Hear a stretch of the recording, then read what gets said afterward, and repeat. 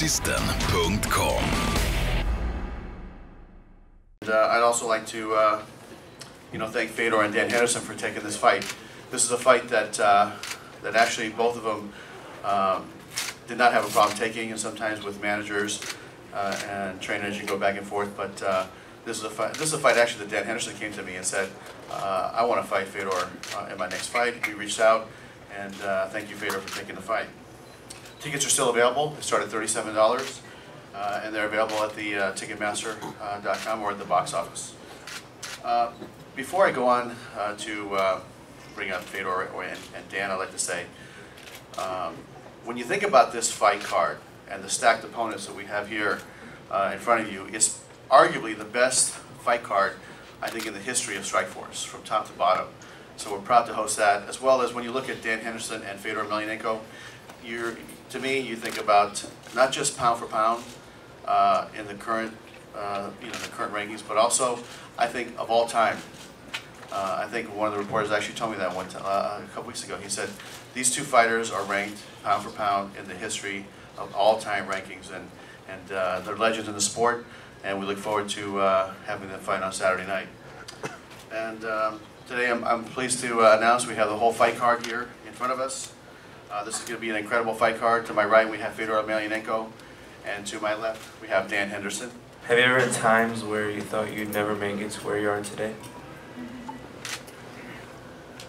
No, I mean, you always set goals for the future and hope to achieve them. And if when you set those goals, if you don't think you're going to achieve them, there's no, you probably won't. So no, I've always kept going, even through losses or you just always learn from those and try and get better and win the next fight.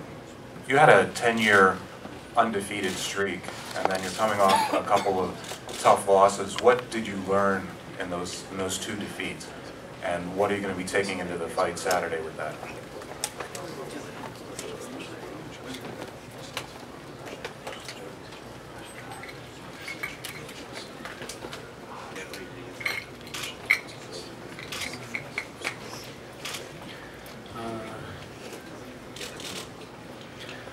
Я отношусь к этому как к спорту, поэтому всегда выступая, я говорю, что надо быть готовым не только к победам, но и к поражениям. Вот. И, слава Богу, мы это пережили и двигаемся дальше. В тренировках, в принципе, все то же самое. Я тренируюсь со своей командой, со своими ребятами, которые у меня в команде, молодежью, и со своими тренерами. Well, I've always approached this as a sport, and as a sport, I always knew that any of my fights I could win or lose. And luckily, with God's help, I was very successful. With the last two fights, it didn't turn out the way I wanted it to turn out, but that's okay. Life goes on, and I've been training with the same team and training hard, and look forward to being on the side of victory. You fought Jacare, who's a ground Terminator. Then you fought Manhunt, who's a walking Terminator. Now you're fighting Robbie Lawler, who's kind of in the middle of both as just a living Terminator. Which one is scarier when you fight someone who's super, super efficient on the ground or super, super efficient standing up? Which one is the where you don't want to be with? The guy that's really good at one thing and is not so talented at another is the best opponent, regardless of what that is. Fortunately for the fans, that's not the case. Neither of those is the case that is going to be Saturday night. Robbie's an amazing wrestler. He's super hard to hold down. He's a fantastic striker. I love a guy that's going to meet me in the middle. So, he like you said, he's neither of those. He's the perfect balance. So that's the scariest of the three options, which I think makes for the potential for the greatest fight, which, again, is going to be for the benefit of the fans.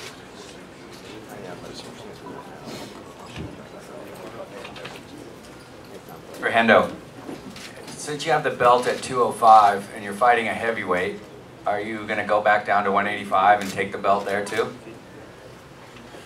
Well, this isn't for a title fight, but I got no no plans for the future after this fight. You know, I just want to make sure I'm focused on this fight only, and you know, then we'll see what happens from there.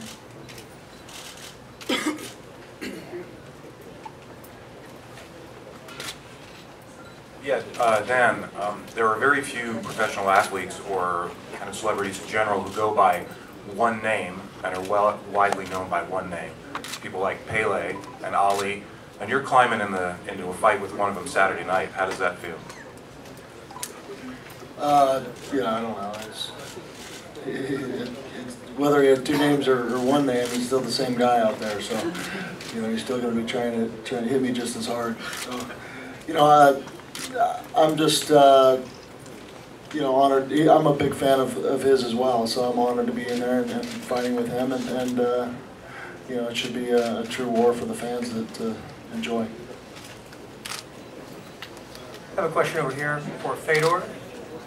Fedor, the last time you were here, you said Chicago was one of the cities that you wanted to fight in. What made Chicago such an attractive place to fight for you?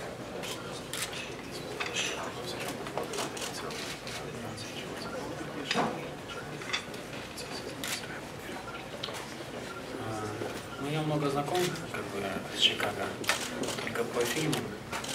Был знаком только по фильмам американским. А в прошлый раз у меня была возможность познакомиться с ним поближе, погулять по городу, посмотреть достопримечательности. Вот.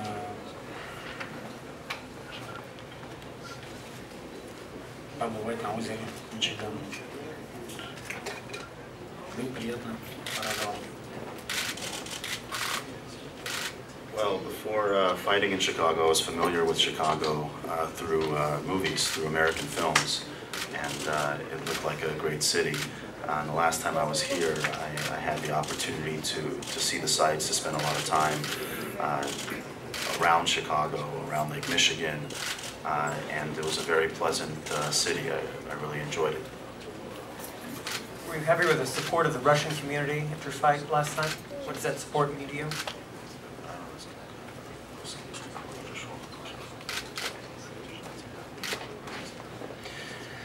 Да, было очень приятно, что меня здесь поддерживают, что нас здесь принимают тепло, хорошо. Большое спасибо. Yes, it was very pleasant to get welcomed here, to get supported here, to feel the support from the community, and I'm very thankful for it.